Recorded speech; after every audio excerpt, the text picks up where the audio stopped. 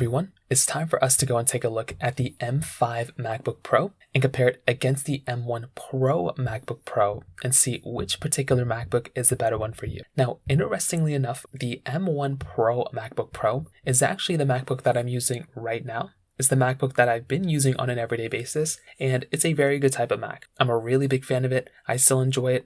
I'm planning on using it for quite some time, but the M5 MacBook Pro is the latest and greatest. It's not the most expensive Mac right now, but it still is like a good quality type of device, and I still am a really big fan of this type of device when it comes down to it. So let's go ahead and kind of see how these Macs pretty much compare. If at any point you want to go through and pick up these types of Macs, links will be down in the description below. You can get them from there, and you can help support the channel at the exact same time. Now, starting off with the outside of both of these Macs.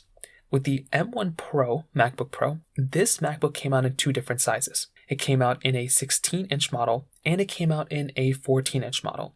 So depending on you, you can pick up really whatever type of model here that you actually like. But I would say both of these Macs do a really good job at giving you like a pretty decent and a pretty good type of experience for the most part. And these Macs do hold up quite well. With the 14-inch and the 16-inch, they both give you these very, very good ProMotion displays. The thing that I've always loved about these Macs was that they were basically giving you these really big, nice displays. And since Apple made these Macs, they haven't really changed anything super crazy. There clearly are some advantages and some changes that they've kind of thrown in here.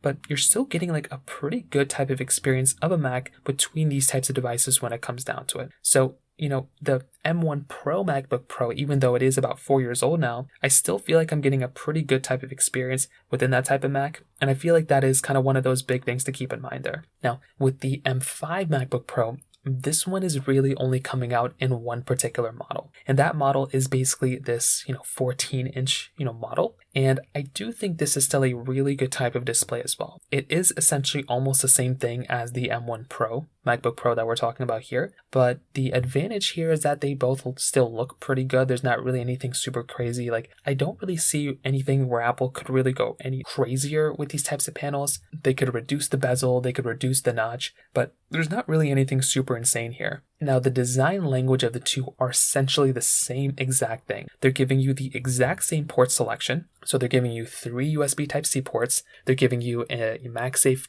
charger. They're giving you a HDMI port, SD card slot. Those types of things are still very, very relevant in these types of devices.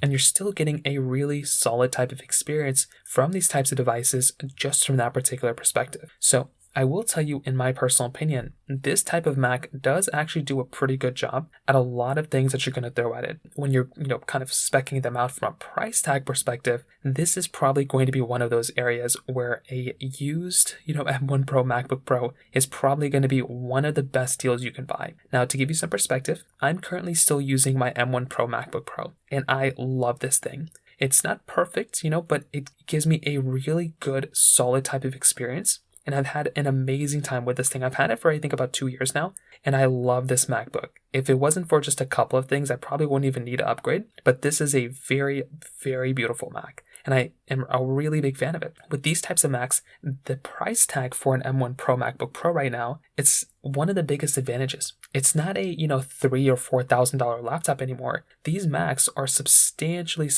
cheaper. These things are only going to really be costing you about like $700 depending on the model. And funny enough, some of these models that I've actually bought, that I'm going to probably upgrade to, you can spec these things out to like a 32 gigabyte of RAM option with like 1 terabyte SSD. That's probably going to cost you less than $1,000, probably closer to like $800 to $900 in the used market. The base model M5 MacBook Pro is going to be costing you about $1,600. So that right there is a very big difference. If you are trying to go through and get the Mac that's going to be giving you a better experience here, the M5 Mac is going to be giving you some better options, but that M1 Pro MacBook Pro, that is going to be a very, very good type of Mac. That one's going to be giving you a lot of really good options, a lot of good features. And with the M1 Pro, because it's significantly older, you're able to go through and buy that Mac and essentially get a Mac on that machine that's going to be, substantially cheaper here. So that's one advantage and one really nice thing going on for that type of Mac. That's why I'm such a big fan of the M1 Pro model, because that one is going to be giving you a really good type of experience,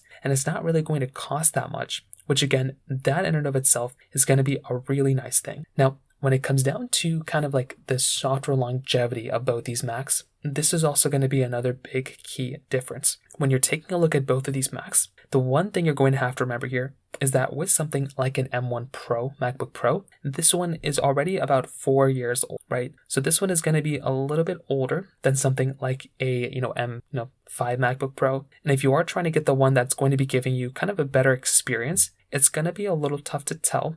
But you can look at something like an M1 Pro MacBook Pro as kind of being that old one, but still a gold one. Like that one's still going to be solid. It's still supported with software. It still is going to be here hopefully for quite some time. So you're not really going to feel like you're missing out on too much from like a crazy standpoint.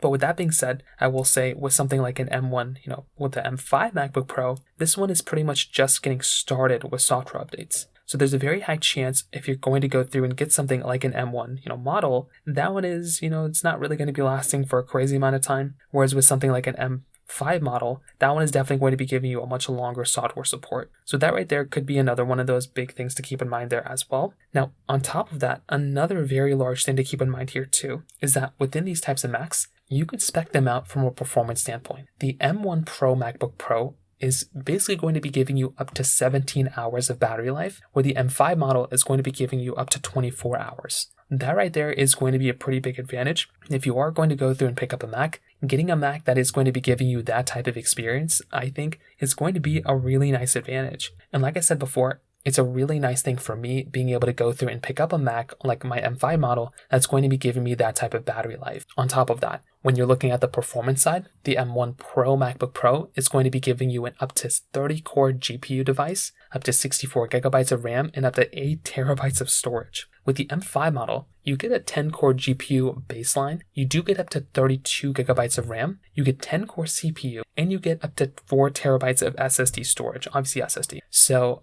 you are getting, in some ways, a faster machine on the M5 MacBook Pro, but the M1 Pro MacBook Pro is still giving you a very good, solid experience, and that type of Mac is still going to be able to give you twice the amount of Mac storage, twice the amount of Mac storage, and twice the amount of RAM inside of the inside of the MacBook M1 Pro model than something like the M5 model. So the thing I can definitely tell you is that when you're taking a look at these types of Macs, something like the M5 model, I think, is a good option, right? Like if you're going to go through and pick up a Mac, something like the M5 model, if you have all the money in the world, then definitely just go through and buy it, right? But I look at something like the M1 Pro model, and I definitely do think that is still a very good option for a lot of people. And if I'm about to go through and recommend, a Mac to somebody, definitely something like an M1 model, that's probably going to be the one I'd recommend a vast majority of people. With that being said, the M5 model, if you have all the money in the world and get the M5, get the M4 Max model. Honestly, that one would be way better. But if you're looking for a better deal, I think a used M1 model probably would be the best option here for the most part. So from that side, that kind of covers it up there. If you have any other thoughts or questions, please let me know in the comment section below. Hit the like button, that would mean so much, but definitely hit that subscribe button. More importantly than everything else, I love every single one of you guys. Hopefully I'll catch you guys in the next video. Peace out till then.